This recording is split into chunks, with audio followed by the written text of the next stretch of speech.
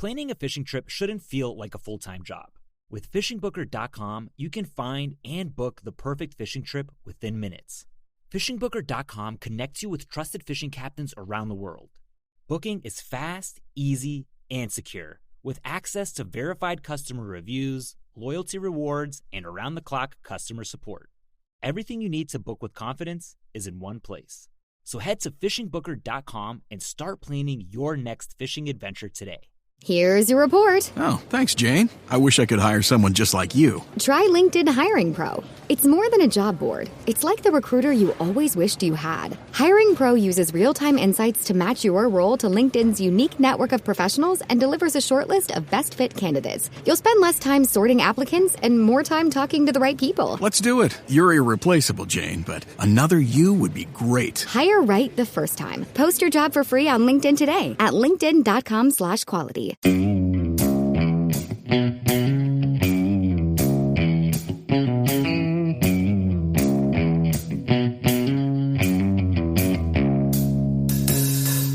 right, welcome back to the Survival and Basic Badass Podcast, Kevin and Chuck. Today, we're going to talk about what I'm prepping for, right? Me and Kevin, we're kind of been in the business for a while. We're kind of go-to preppers kind of thing, and there's a lot of guys out there and a lot of people with a lot more crazy stuff than we do. But, I thought people might like some insight of where we're at and what we're actually putting most of our energy into and what we're focused on. First, I guess a little housekeeping. I want to say that, if you guys want to enjoy the show live when we do our thing, you can be in the comments and the chat, and we keep everything going. You may want to subscribe to the Prepping Badass YouTube channel, and you won't miss a trick. Also, anywhere you do it, we appreciate like, subscribe, comment, Spotify. We'd love your reviews, Apple, all of it. So anyway, I just wanted to get that out there, but let's kind of jump into it. So one of the things, I prepare for a lot of things. You guys know I kind of worry about EMPs, and a lot of things have redundant preps where we store food, we, buy guns and ammo, we do different things like that, right? Where, there's a lot of things going on, and, that's going to make me better prepared having food and water storage. I'm better prepared for a hurricane, a tornado, an earthquake, civil unrest, inflation, all these things get covered. So, the steps that we take have redundancy. Am I worried about an EMP? Yeah, I kind of am. But there's one thing that kind of looms over me, and I feel like impending, and kind of inevitable is the basically inflation. I kind of feel like the gap between the haves and the have-nots is getting further and further apart. And I feel like if you don't kind of get into the station where you should be, you might miss it. Like that time may go away. If we don't, how people think of, there's that movie, A Knight's Tale, that kind of medieval time kind of thing back in the day. There are the serfs and there are the kings and the royalty. And it's almost impossible for a serf to change their status, to go from one to the other. And I'm worried more and more that if you don't end up on the right side of this, now, obviously none of us are, well, maybe you guys, not me, none of us, me and Kevin aren't in that whole Bill Gates kind of, league of good, or even that far ahead of anybody else. The big thing is having your stuff squared away so you're not desperate. And I think that is my goal, to put yourself in a position where you're not desperate to, need stuff. Now, one of the things that really has me focused on this, we talk about a lot of they talk about the Great Reset. People say, oh, you'll own nothing and you'll be happy. That's the whole thing, and I was doing some research for the show, and Hillsdale, I think, put something in an article about the Great Reset. And it was funny because I got so distracted by the fact check on the bottom that I didn't even read the Hillsdale article. Like, it didn't even get there. It was something about, they were like, this is fake news. This is false. So it was the funniest thing. And I actually put it in the link, but the headline was, fact check, the Great Reset is not a secret plan or a secret plan mastermind by global elites to limit freedom and push radical policy. And it's funny because if you actually read through it, they're like, it's not secret. They have a website. That's why it's false. It's not a secret plan, bro. I mean, there's a little bit more to it. They explain it away, but that's pretty much their anchor to their whole argument. They're like, no, it's about how we're going to come together and be a global community and steering markets towards fairer outcomes. Well, that's the problem. I think it's all relative, like, fairer for who? Right. Well, I mean, it's no secret right now with the amount of inflation that's been going on. Grocery prices are going way up. Energy costs are going way up. Gas is going up. Everything's going up right now except for paychecks. So, I mean, how do people survive? Well, they're doing it on debt. People are getting deeper and deeper in debt.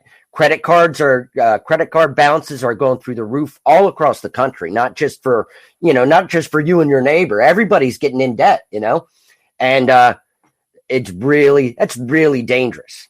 You know what I mean? It's if you're making $40,000 a year and you have $40,000 worth of debt, good luck, bro. Yeah, that's it. And it's we're not trying to make you feel bad. That's not the thing. I mean, honestly, hey. There's ways out of it, and by that I mean like bankruptcy and things. But right, I mean, they don't put you in debtor's prison or something. We're not a yeah, but you might not be living in that $400,000 house that you bought, and you could afford then. You could afford when you bought it. Yeah, that's the thing, and I think our government is doing a great job of masking how bad things are getting and how bad things are for people. And I actually have some evidence and some proof that I'm going to lay out for you guys that kind of help this make sense. The big thing is, right, we all know that inflation is going up. Things are costing more at the grocery store, right? When you go get gas, it's more expensive. It's not brutal. It hasn't, I mean, obviously, people show, $1.90 when Trump was in office and $3.50 now, whatever. That's a lot more. It's significant, but that's like the least of your problems, right? When you're paying your bills. Like right now, your electric bill is probably double. And since, 4 years ago. And I'm not trying to make a comparison of Trump and whatever. Bottom line, if Trump gets elected, it's still going to be crappy, right? Yeah. Things are going down a bad road. I'm not. If there was a simple solution for the problem that problems that we're having, somebody would have already done it. There is no simple solution. It's as far as the economy, it's a sinking ship. And I know nobody wants to hear that, but that's how I see it. And now work with me. So basically, everything's more expensive. Your electric bill, sure as heck, if you buy a house and have interest rate right now, high sevens is where people are coming in on a regular first mortgage. And that's with good credit. Yeah, that's when you're ready to go. 7% is crazy over 30 years. And, and those fees, it gets you. All right. So you're buying a house, and the thing is, house prices are up. They're not down. It's not like, they're relative. Now, sales are a little slower, but that's something. So here's the next thing that should concern you. You're like, well, I already got my house and I got it situated, or, I inherited grandma's house and I'm good. All right, that's cool. Now, we're going to talk about second mortgages and refinance and all that. It's going to get a little scary for you. So 80% of mortgages are backed by the government, meaning they're FHA, Freddie Mac, right. Fannie Mae, that kind of thing. 85% of delinquent mortgages are backed by the federal government. That means we're all on the hook for that. That's not cool. That means the bank gets paid, but it doesn't mean that you get to keep your house. 11% of government loan or of mortgages are currently delinquent. Okay, 11%. That's pretty high. But the problem is those numbers only reflect like government-backed mortgages. All right, because that's all they're really checking. Those are the only people that have to really report. Now you're saying, well, the percentage should be the same. But I'm going to tell you something. There's private mortgages. And what happens is, and you're thinking, well, that's got to be few and far between. But it's not really that few and not that far in between. And nobody really has solid stats on that. So that's where it gets a little hanky. What's happening is when people start to get behind on their payments, they get a phone call from somebody who wants to invest in real estate. You know, all those courses you keep seeing advertised on your Facebook feed and that kind of thing. Somebody's calling them up and saying, hey, you know, I see you're having trouble with your mortgage. How about I guarantee that nobody will foreclose on you in the next 5 years if you pay, you know, your minimums or whatever, and I'll bring your loan current and whatever. And they write in deals and they say, let me assume your mortgage, which is not really, most mortgages aren't assumable, but what they do is they write up a contract that basically they still are paying the mortgage. The lender is still first, but you're paying, like it's a big, you know, it's a smoke show, right? And so what's happening is these people are holding the mortgages and the people are getting further in debt. And because they obviously are coming at a higher interest rate or something like that.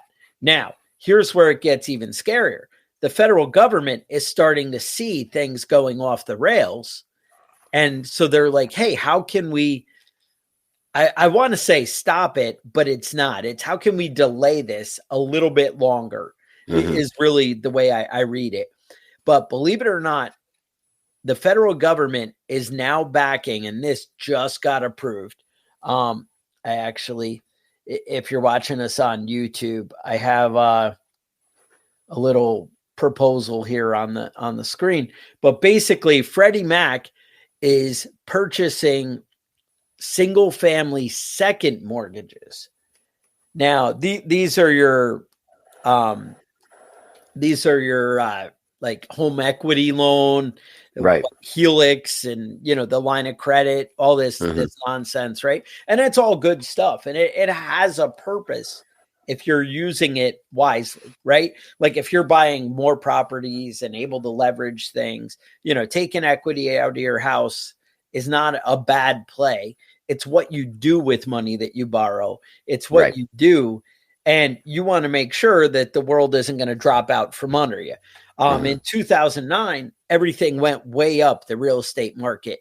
It got really high and everybody was like, cool, if I just buy 1 million properties and I leverage, and then the market kind of crashed and people weren't getting the rents.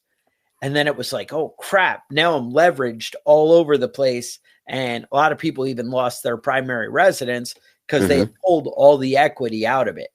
Right. So what I'm getting at is, so the federal government is saying to lenders, hey, if you do an equity loan, then don't worry about it. You should give it to people who don't even really qualify. Like, so say my mortgage is $2,000 a month, right? Because I have a crappy interest rate and whatever. But I also, because all of a sudden the real estate market has doubled in the last 3 or 4 years, I have $100,000 in equity in my house. So they're like, hey, look, you're 2 months behind in your mortgage, but if we give you an equity line, I can give you 80 grand, bring you to caught up, and you'll have all this money. Well, people are like, great, you know, everything's easier. and things go on. And they don't mind lending it, even though you couldn't afford your mortgage before. Now you can't afford your mortgage and a half. Right. But the thing is, you'll be able to afford it for maybe 2 years because you got this big lump sum of cash. Money. But yeah, people that get that, a lot of them aren't using it to save in the bank to make those payments. New truck with the $700 car payment. I got to have a new truck. Can't have something breaking down. Yeah, you got to get to work, Kevin. You need something reliable. I know somebody that did that specifically. They took out, a home equity loan. Mm-hmm. They amongst some of the things they bought was a $700 cuckoo clock. Yes, because they felt like they needed it. That $12,000 they got, was gone immediately. Mm-hmm. Yeah, no, that's it. People are just pulling this money out, and the thing is, though, it's going to buy the economy time. And that's why I believe, like, they may make some other argument, but this is why I believe the federal government is pushing it. But the problem is, one, they're putting you and me on the hook for it because taxpayers are the ones who back these loans. Two, you're feeding into all the conspiracy theories of BlackRock and all these companies are buying all the real estate. And it really seems to fit that you will own nothing. Right. And right. So, but you're happy, you're dumb and happy right now because you got a little money, a little cash in your pocket for right now.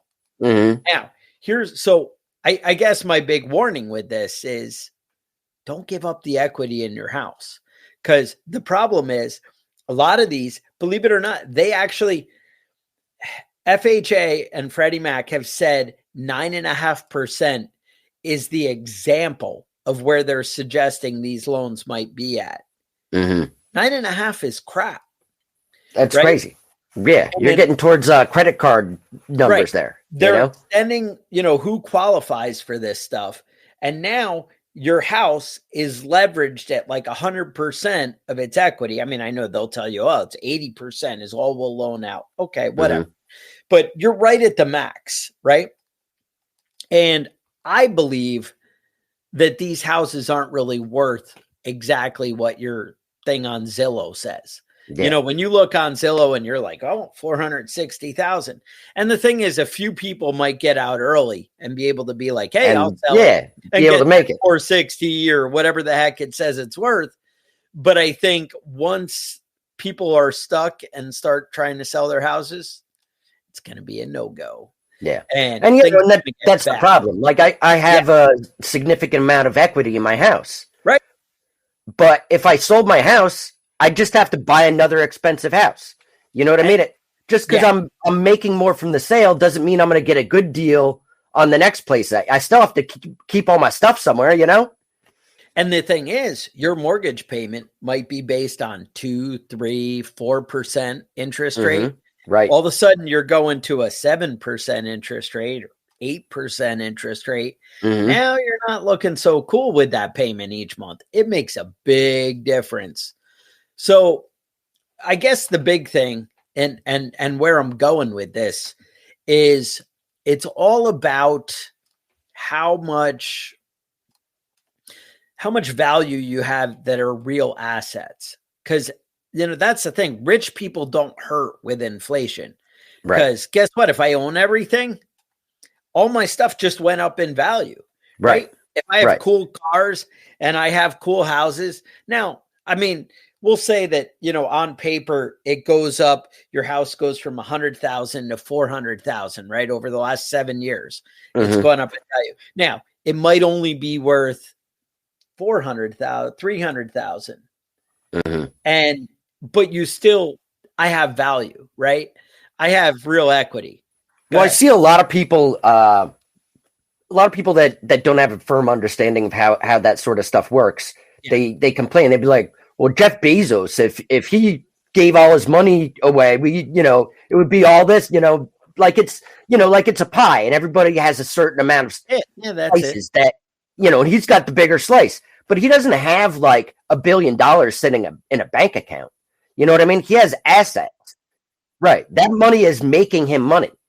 And, if the whole world is a goddamn kitchen. Make your own fucking pie. That's the way to look at it. You can't say, oh, he's got half the pie and now everybody else has to split the rest of it. That's not really how it works. Right. We got to keep making the pies. And that's one of the things, right? So people look at it like that. So imagine there's a finite amount of resources. Kevin, there's only 100 pieces of gold in the world.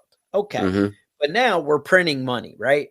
And we print billions and billions. Well, if we all want gold and gold is the goal, then all of a sudden it takes a lot more of those dollars to buy one of those pieces of gold because we have a lot of dollars going around.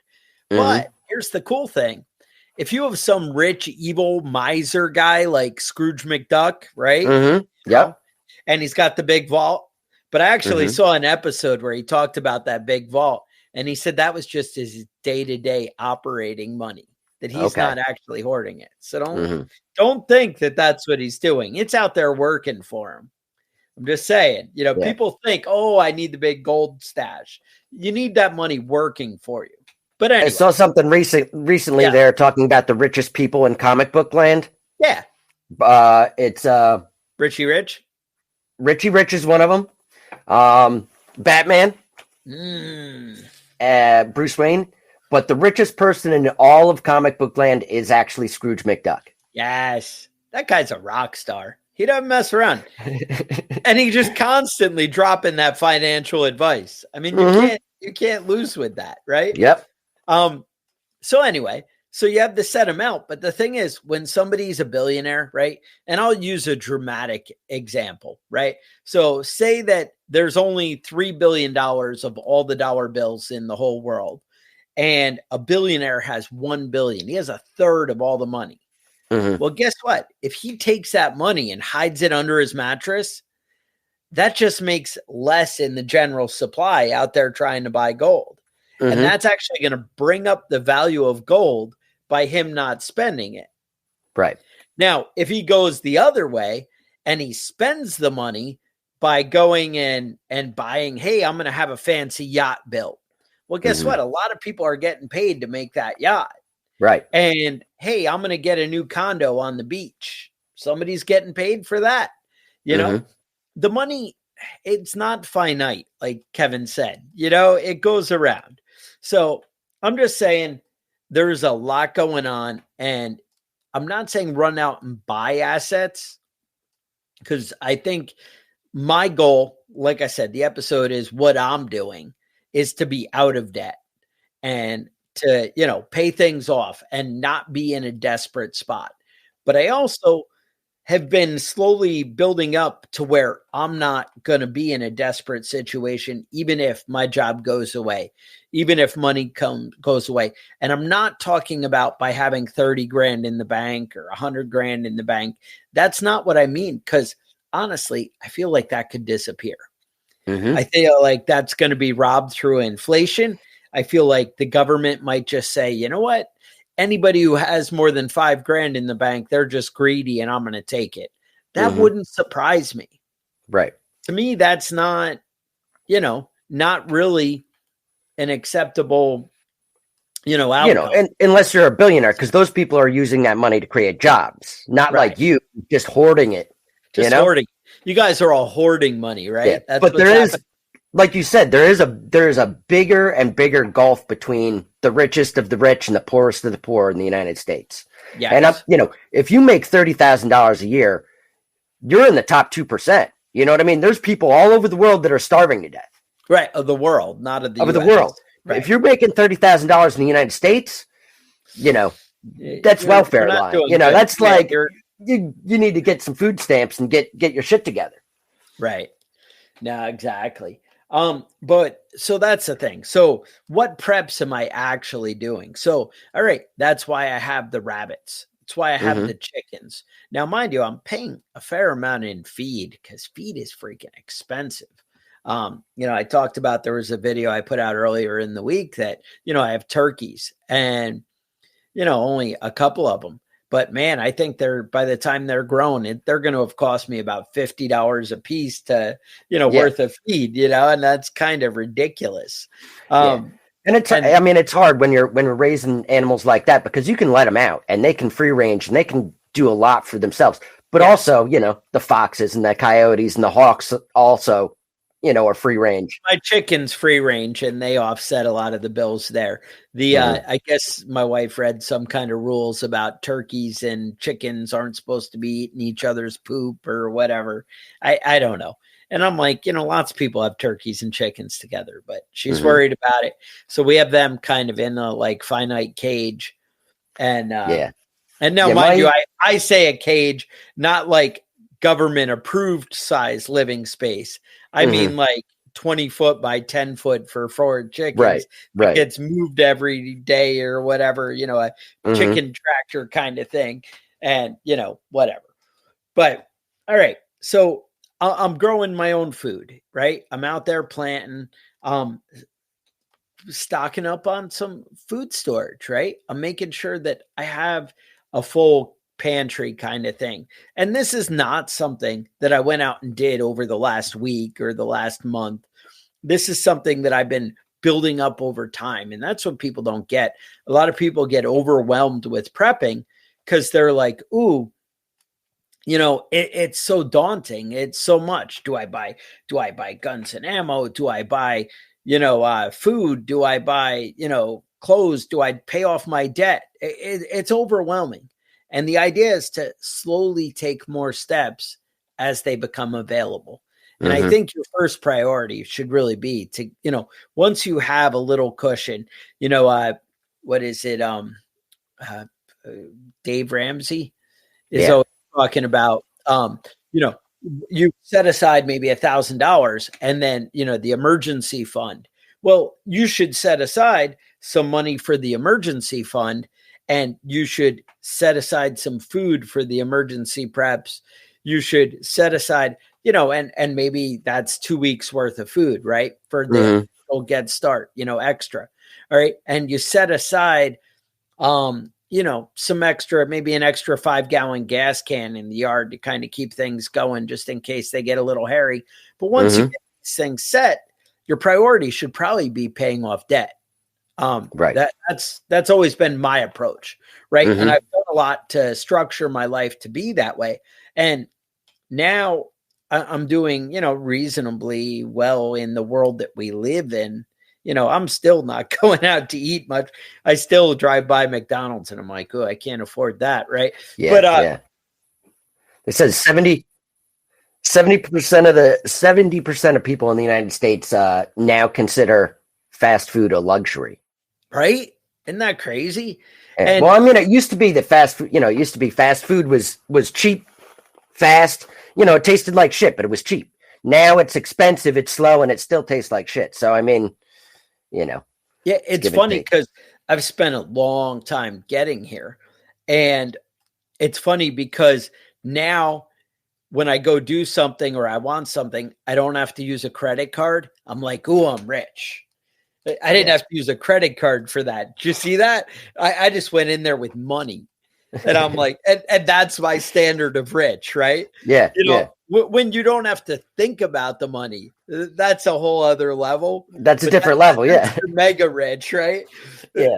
Me, I can go to McDonald's and I'm not putting it on a credit card. So I'm one of the bougie class. Yeah. Yeah. I paid that $50 in cash. Right. Yeah. That $8 hamburger now. McDonald's is selling, the Big Mac is $8 now. $5 for a large fry. It's getting rough out there, man. It's rough for everybody. I can't tell you the last time I ate McDonald's or any fast food, honestly. Not because I'm healthy. It's because I can't afford it. Can't afford it. It's going to make us all skinny, right? We're going to get skinny because we have to drive by McDonald's too often. It's a crazy world out there. And that's the thing. Like I don't really go to fast food places like that, but you get my point. And it's, I go to bougie fast food, like something better, like Cookout or, wherever. I don't know where people go, but you get the point. Another thing I wanted to talk about, and this is even crazier. People say, oh, the government, they're not trying to control us. Well, they kind of are. So Europe. Now, again, you're like, well, Europe, I don't live in Europe, and maybe some of you do, right? But Europe has the whole ESG score thing.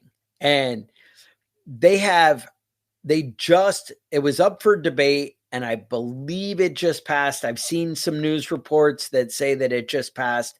Again, all this stuff I'm talking about the mortgages, about the news stories, about the fake news with the Great Reset. I put it all in the comments, so you can go and check my sources and see what I'm talking about, or maybe you're just interested and want to learn more about it. But another thing with the ESG stuff in Europe, so they basically had proposed a law that anybody who does business in Europe is going to have to meet these standards. Now, ESG, basically, it encompasses a lot of stuff, and this is actually off the ESG website and the proposed laws. They want to address climate change. They say mitigation, climate change adaptation, sustainable use and protection of water and marine resources, transition to a circular economy. I don't even know what that means. Pollution prevention and control. And then here's the last one: protection and restoration of biodiversity and ecosystems. So it includes wokeness. It includes taking care of the planet. It includes global warming. If that's outside taking care of the planet, I don't really know.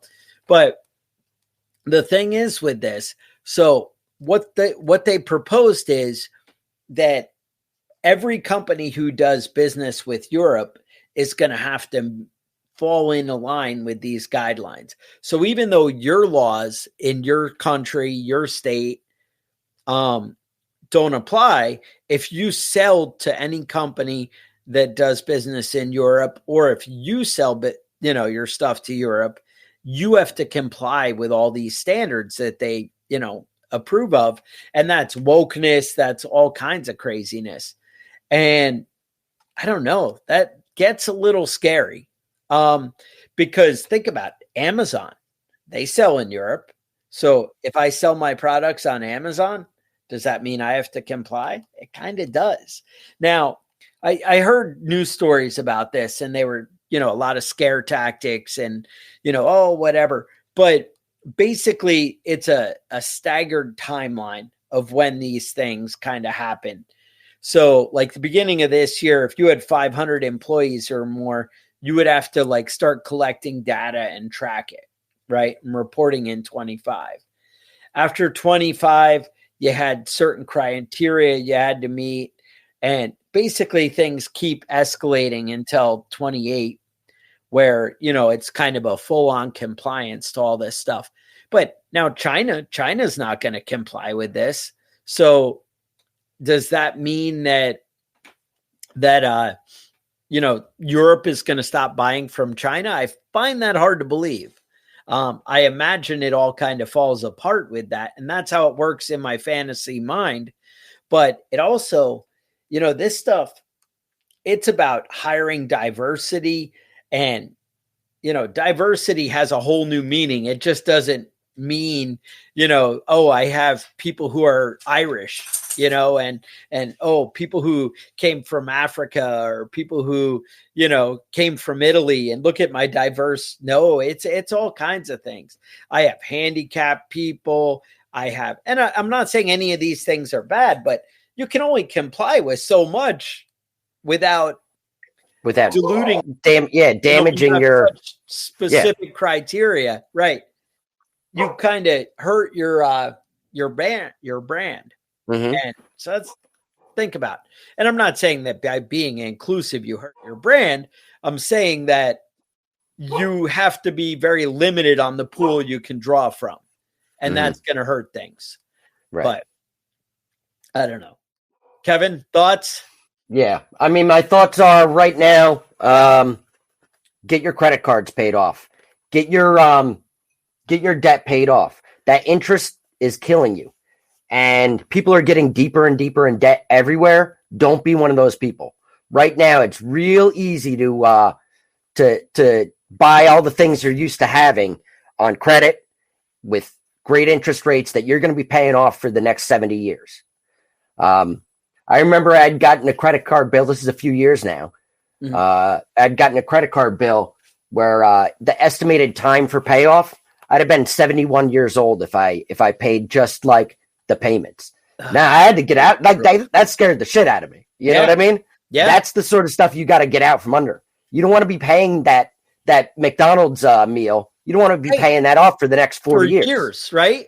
Mm-hmm. And that's one of the things, right? So people don't seem to comprehend, right?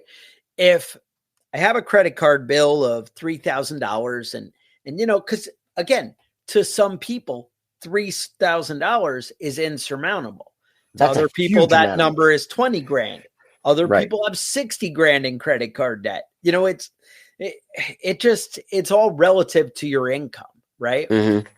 And that level of insurmountable is different, you know? Right. But the cost of products that you're buying is going to keep going up, and your income isn't going to go up as fast. And so when you're getting in debt now, when you're getting in debt now, it's only going to get worse going forward. Like I see with teenagers and young people, maybe it's not teenagers, young people in their 20s and stuff, where it's like, oh, I have $3,000 in credit card debt, but they don't bat an eye at going to McDonald's and spending $20 or going and getting a $7 coffee drink on the way to work or whatever. But I'm like, do you realize if you didn't get that $7 coffee drink every day for the month, and you put that money on the credit card, because that $7 coffee drink, and even if you're paying cash for it, because you have the debt on the credit card, that $7 coffee drink is going to cost you, you know, probably $20, $30 over time.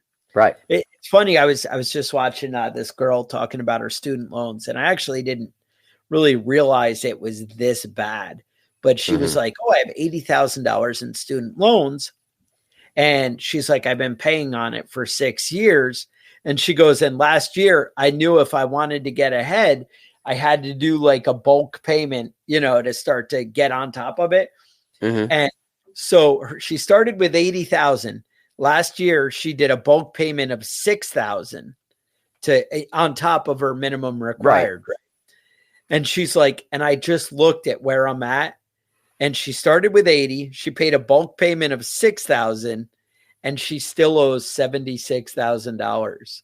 And she's like, she just started crying, you know, and she's like, I don't understand. And then she goes and does the math, and paying the minimum payments, she had already paid $120,000 towards her student loans, and she's only gotten, you know, $4,000 ahead. That's insane. I think it's crazy. And I hear these stories all the time. People saying that they started out with $60,000. They paid $500 a month on these loans. And now they have $80,000 because they've been paying less than the interest. Right. And that, I mean, when they talk about like, Biden talks about the student loan forgiveness and shit like that. And we can all talk shit about it and stuff like that. But the fact of the matter is we're giving 18-year-olds hundreds of thousands of dollars, and we're like, yeah, they're smart enough to make wise decisions when it comes to this, and they get a degree in art history, and then they're fucked. The rest of their life is just fucked, you know? Yeah, because a decision you made when you're 18, and you don't know a goddamn thing when you're 18, right? And that's what enrages me, right? So. My wife keeps getting on me on this because she's like, well, you know, it is kind of unrealistic what we do to these kids and, you know, whatever. Now, again, we're totally screwing the kid who said, you know what, I can see this picture and I see that's a horrible decision. So the few kids who do make good decisions, they get screwed when the rest of us pay it off, right? Because they're going to be the ones who are paying it off in addition to everybody else. Right. But on the flip side, these other kids are totally getting the shaft. And so it's one of those, you don't know what to do, you know, because you're like, oh, that just doesn't work. So if you're 18, you're in the show and you're thinking about taking $150,000 out for college, let me tell you this, get a job as a plumber, because you can get that electrician certificate in about 6 months. And there's nothing wrong with making the money and then going to school if that's what you want. And it turns out you can do it. You can actually make enough money to pay for school without loans, especially with all these tax credits and shenanigans the government gives you. And actually, if you put effort into applying for scholarships, there are some out there. There's not a lot out there, but there's some out there available to people. And it's degree dependent too. I mean, you're a lot more likely to get grants for like engineering or something like that than a girl that is doing math and engineering. That's a big thing. And Kevin, maybe you just need to identify. I was thinking about getting the implants. I'm not sure. Then you could maybe get the degree. I'm not sure how that works. Yeah, I mean, I don't know what the rules are. Do I have to have the implants to identify, or can I just like get a bra and stuff it with tissue paper? And I think you just wake up that day and just say, embrace it. Yeah. Yeah. Okay. I identify as having double D's. Do you? No, but I mean, that's the thing. I mean, there's options available to you is all I'm saying. Hey, you do you, right? Mm-hmm. Right. So here's the thing though, right? So these kids, they're all through high school, all the teachers are saying, at least with my kids, right, was you need to go to college. You're going to be nothing without college.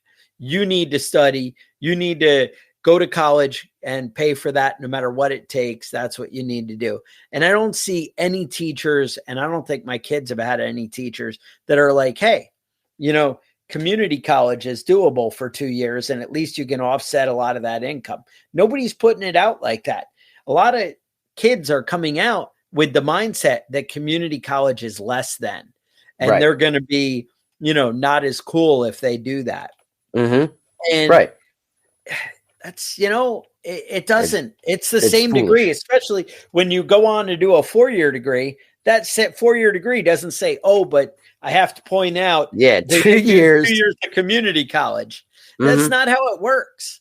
Turns out you just made good choices by going to community college. Now, I understand there is a different level typically in the education you get from a 4-year school and from a 2-year, but money's money. And turns out you can go to the library. You can study harder on your own if you want to. That's okay. And you can get a degree that backs it up. So I'm just saying, that's what I got. Now, that's what I'm preparing for, right? Is things to get out of control. I'm preparing to get out of debt. I'm preparing to be able to feed my family. I'm preparing to take care of things on my own. I'm making sure my vehicles are in working order. I'm making sure that I have a vehicle that, it's got 250,000 miles, but it's well maintained versus something that's new and has 10,000 miles on it, but I can't afford to do the maintenance because I used all my money on the car payment. Yeah, I see that a lot with making the decisions. People that have like Mercedes or BMWs. Those are great vehicles. Those are great vehicles. But go get the alternator changed in an old Ford pickup truck and in a Mercedes and see, see the difference. Well, let's say, I was talking to one of the guys, we were talking about Harleys versus Hondas. And, they're like, oh, I go get an oil change and a tune up on my Honda and it's 150. And I go get the same thing on a Harley and it's at 1,500, Right. Yeah. A lot of these things, especially right now, a lot of people are getting deeper and deeper into debt. Like they're really getting in trouble. And it's not just you. It's not just, your neighborhood. It's all across the country. People are making less and less money compared to what their living expenses are. And it's crazy. If you see the amount of debt that people are in just over the past 5 years, insane. People are living off of credit cards right now just to keep the same standard of living that they've become accustomed to. And, it's easy to do. It's easy to get in debt. It's easy to get credit cards. It's easy to, get a loan. These things are easy. People are willing to give you as much money as you want, and they're going to get way more than what they lent you back. And, it's about keeping your head when things get difficult. Really is what it comes down to. Yeah, no, that's right. So I think takeaway is we should be the bank and not the borrower. All right. So anyway, I really appreciate you guys being here and checking us out. I need you to, appreciate you checking us out. Like and subscribe wherever you are. Leave comments, reviews. You have questions, concerns, show ideas. Email us at preppingbadass@gmail.com. With that, stay safe, and I will talk to you guys next week.